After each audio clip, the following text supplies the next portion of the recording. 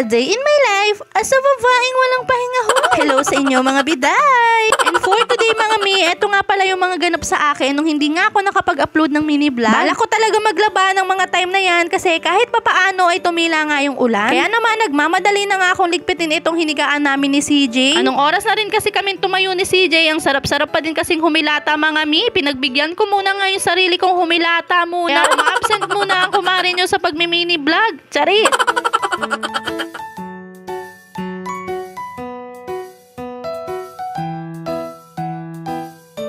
Pagkatapos ko naman nga magligpit ng hinigaan namin mga mi, eto, pumunta na nga rin ako dito sa kusina para nga buksan itong pinto at eto, iwagay-iway nga itong aming kortina. Ilang minuto pa nga lang ako nagliligpit, Diyos ko, day, umulan na naman. Pero dahil nanay tayo ay hindi papatinag ang above na ito. Talaga namang maglalaban na talaga ako ngayon mga mi dahil gabundok na talaga itong aking labahin. Kapag nga pinatagal ko pa talaga itong mga labahin ko, ay Diyos ko miyo, baka naman hindi ko nakayanin talagang maglaba. Mano-mano pa naman lahat to mga mi. Tapos aabutin din nga ng isang linggo mahigit bago nga matuyo lahat to.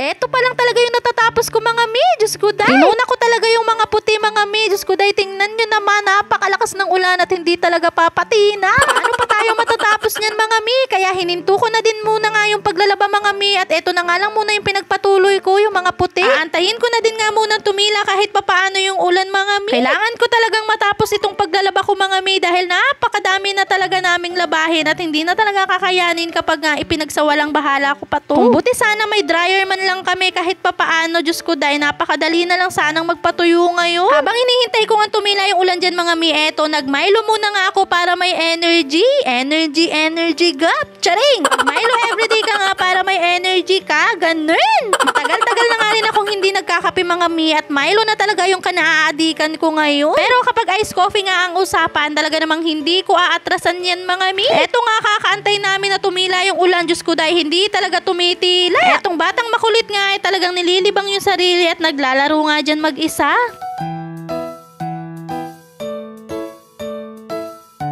Eto na nga din yung sitwasyon dito sa labas namin mga mi. Umaapaw na nga itong kanal. Kaya sa lahat ng inuulan ngayon ay mag-ingat po talaga lahat tayo at talaga namang wag na tayong lumabas ng bahay kung hindi rin naman importante yung lalakarin natin. Lumabas nga ako saglit dito sa bahay mga mi. Tiningnan ko nga kung gaano nakataas etong baha dito sa pinakalabasan namin. Iniisip ko tuloy si tatay ko doon sa Bataan. Talaga namang bahain yung lugar namin doon. At yun lang muna for today mga mawi.